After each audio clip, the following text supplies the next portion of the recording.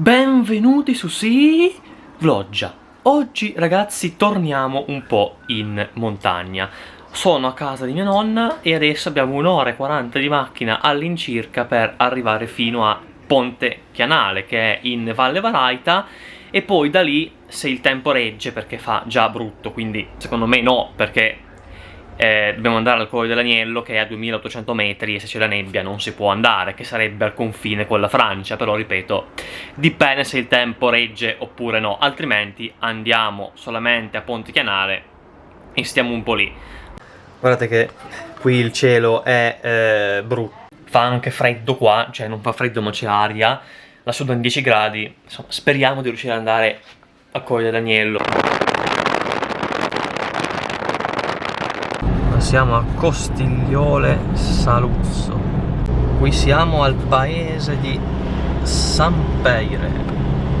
Qui siamo al paese di Chianale. Mancano ancora 7 minuti per Ponte Chianale.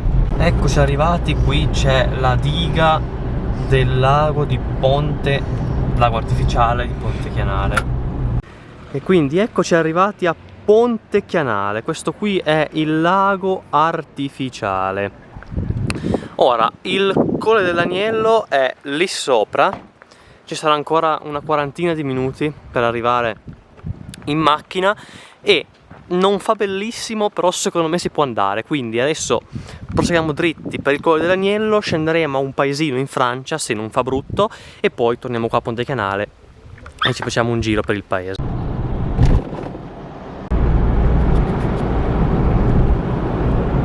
Questo qui è il paese di Chianale, quello sotto era Casteldelfino. Questo qua invece è Chianale, che è uno dei borghi più belli d'Italia.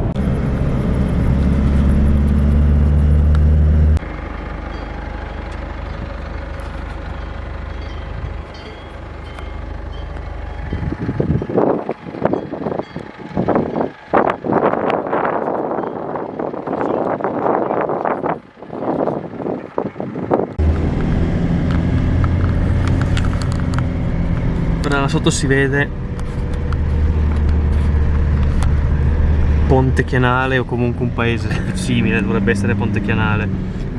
Sono 1800 Ponte Chianale, no, 1600 Ponte Chianale, e qua siamo a 2007, quindi sono 1200 metri di dislivello.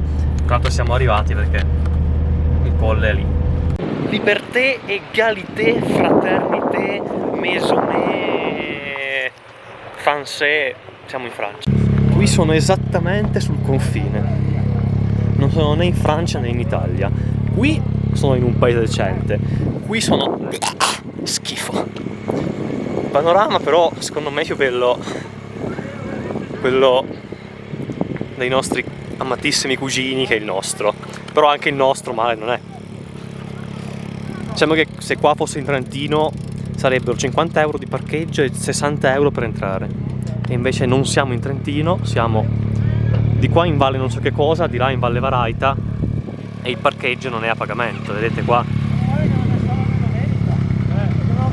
Siamo ancora in Francia, qua entriamo adesso nel nostro paese, la cui vista è questa.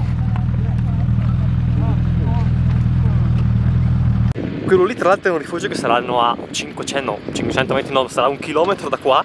E siamo fermati un anno e non dicevano una parola di italiano, cioè una cosa incredibile, non una parola di italiano. E siamo a, cioè qua è l'Italia, lì è il rifugio. Saliamo un attimo qui sopra a vedere cosa indica quel cartello. Il comune della Francia è il De Moulins-en-Quire, più o meno. Invece il comune italiano dovrebbe essere Chianale o Ponte Chianale.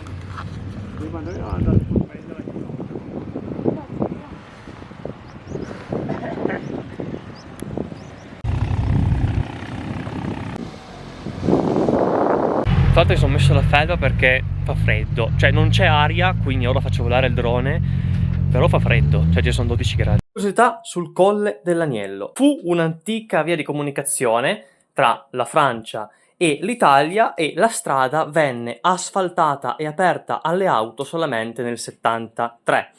Oggi il Colle dell'Agnello è un punto fondamentale anche per il Tour de France e il Giro d'Italia.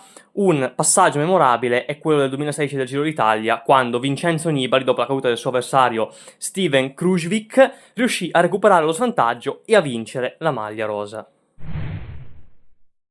Allora, noi ora siamo qua dove c'è questo pallino blu. Il nostro obiettivo è scendere in Francia di mezz'oretta di macchina per seguire la strada e poi tipo arrivi al paese di Chateauvilliers. Chateauvilliers. Se dobbiamo fare, mangiamo lì, se no torniamo indietro. Qui ci sono tutti i cartelli ovviamente diversi. La strada è più bella, cioè l'asfalto è più bello di qua rispetto all'Italia. E tutti i cartelli adesso sono totalmente diversi, anche là è blu. È incredibile come pensavo c'era un parcheggio a 300-500 metri dall'Italia e non c'era una macchina italiana, zero totale, tutti francesi. Invece dall'altra parte ci sono molti più francesi e anche un po' italiani, ma qua invece zero italiani. Qui ho messo... No, anche qua fanno i formaggi, perché hanno anche quelle bianche nere da 120 piccole, o ancora più piccole sono quelle lì. Siamo arrivati in un paese, Fontguillard, ma non è quello che interessa a noi. Avanti, Qui si passa proprio in mezzo al paese, qua c'è la chiesetta. Qua è carino sto paesino qua. No. Abbastanza bello. Paese di Pierre Gosse, qualcosa del genere dovrebbe chiamarsi. Ah, qui siamo al paese principale, Moulins-en-Queré, paese quello che fa da comune fino al Colle dell'Agnello. Si vede che non siamo in Italia, prima strada principale che incontriamo, tutta asfaltata nuova, con le strisce nuove, tutto nuovo. E non ti carichiamo, sai. Invece in Italia è tutto fatto a caso.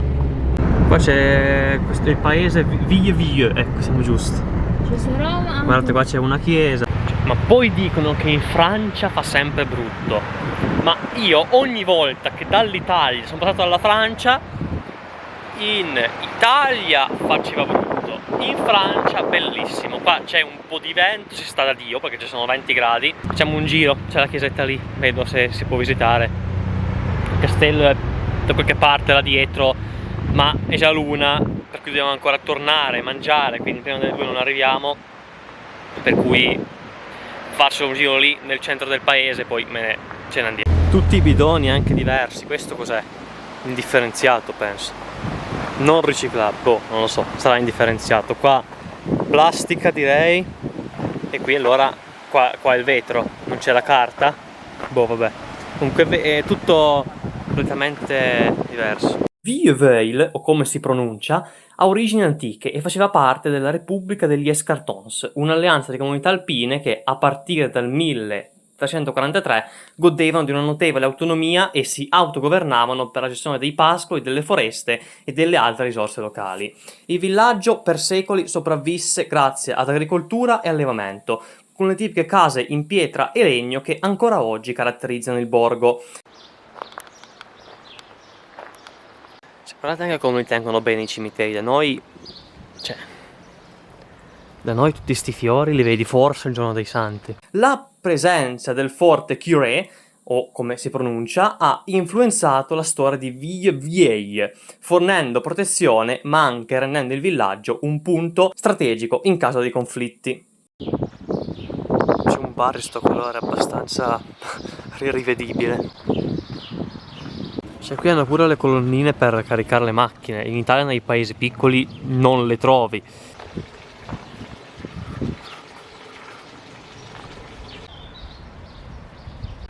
Vabbè, questo era a grandi linee il paese. C'è ancora qualche parte un po' più avanti, c'è ancora il castello, però il nostro obiettivo era farsi un giro in Francia così, visto che era un po' che non venivamo, e adesso dobbiamo tornare su in Italia.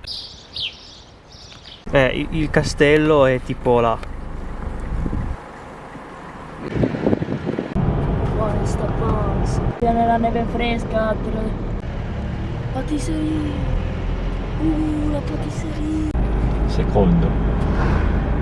Fanno attaccarla. Io si vede qua il Colle dell'Agnello e questo qui è il Monviso visto dalla parte della Francia. Questo qui è il Rifugio Agnel. Niente, è incredibile, dalla parte della Francia c'è un cielo che è bellissimo, in Italia c'è solo della nebbia, cioè incredibile. Voi Cioè, ma proprio è cambiato, cioè 50 metri, pazzesco.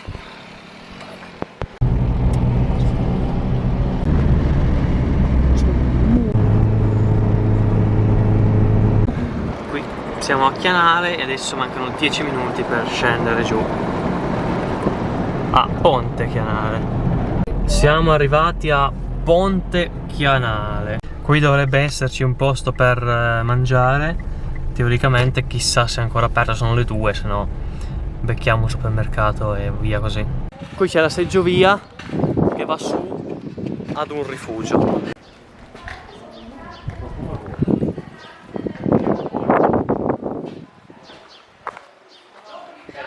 Allora siamo qua, ma hanno finito la roba da mangiare, hanno solo più le raviolas, mangiamo quelle, se abbiamo fame ci prendiamo un panino da qualche parte. Manda. Ho speso 60 euro per mangiare 2 raviolas, così proprio perché tipo stamattina non ho fatto colazione, stavo letteralmente morendo di fame, cioè stavo ancora una senza mangiare, morivo. Ne ho preso 2 anche mio nonno, uno mio fratello, insomma costavano 9 euro. C'era solo quello perché il fornitore non viene da tanto tempo e ha finito la roba da mangiare, e per cui vabbè, però comunque si è mangiato bene.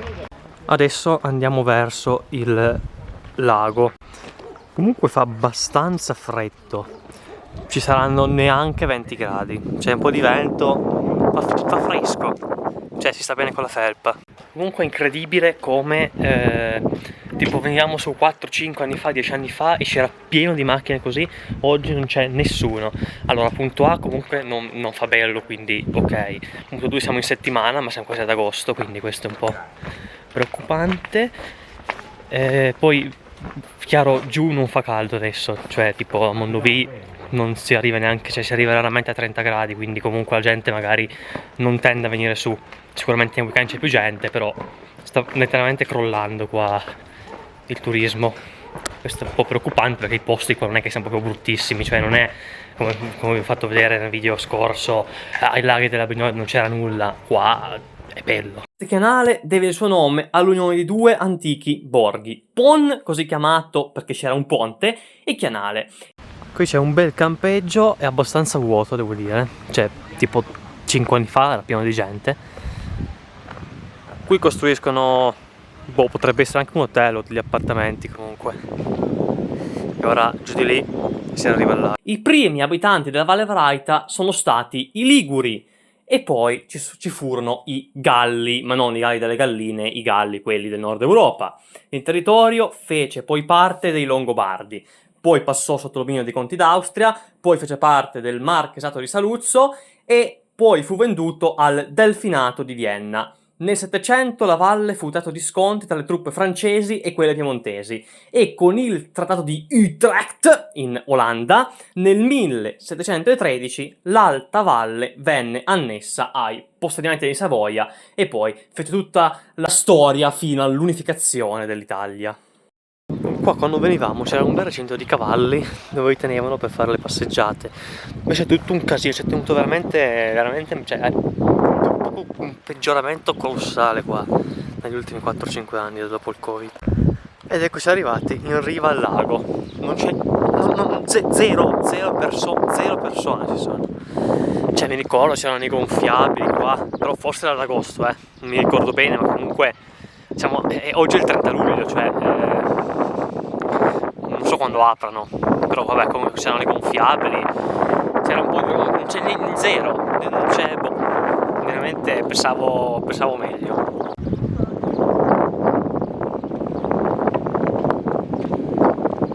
Una volta addirittura la progetto.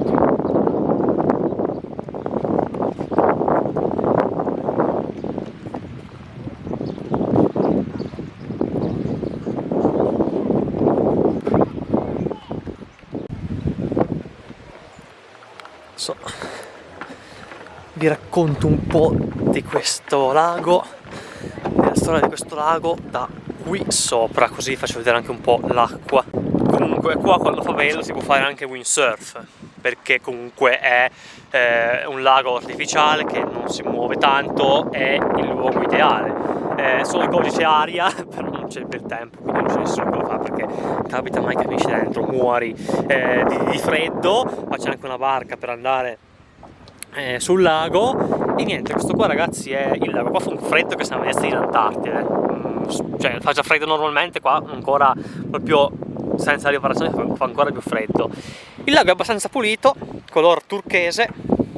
Ho la Insta in macchina, quindi non posso vedere il fondo, ma comunque il lago fu costruito nel 1942. Il suo scopo era quello di alimentare una centrale idroelettrica per appunto produrre energia in maniera sostenibile, e poi viene anche usato per controllare il flusso del fiume Valaita, e anche per magari quando ci sono tipo qualche anno fa c'erano degli incendi qua nei boschi attorno, viene usata l'acqua del lago per spegnerli. E peraltro il progetto, essendo stato fatto nel 42, era stato voluto dal partito fascista, quindi sì, si può dire che il lago Monte Canale è un lago fascista, nel senso che il piano per, diciamo, produrre l'energia era un piano del regime fascista. Inoltre, tipo lì sotto, da qualche parte, tipo lì, c'è un borgo che si chiama il borgo di Chiesa, che quando fu costruito il lago fu, diciamo, sommerso dall'acqua, e qualche anno fa, quando c'era pochissima acqua nel famoso anno in cui c'erano gli incendi, era 2018-19, qualche anno del genere, comunque c'era pochissima acqua nel lago e il borgo era risalito in superficie, quindi erano venuti qua a vederlo. Nel suo punto profondo tocca i 75 metri di profondità e ha una capacità, quando è al massimo, di circa 11 milioni e mezzo di metri cubi d'acqua.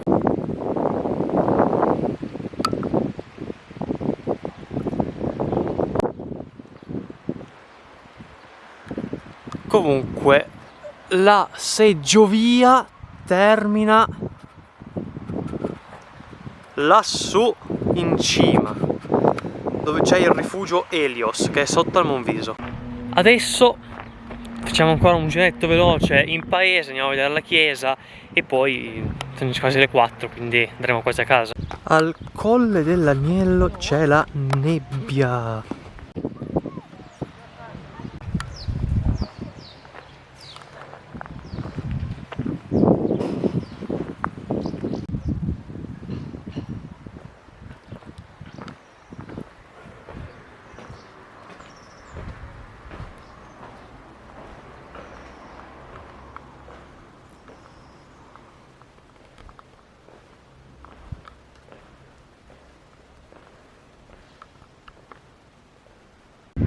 Chiesa moderna, abbastanza brutta, anzi molto brutta.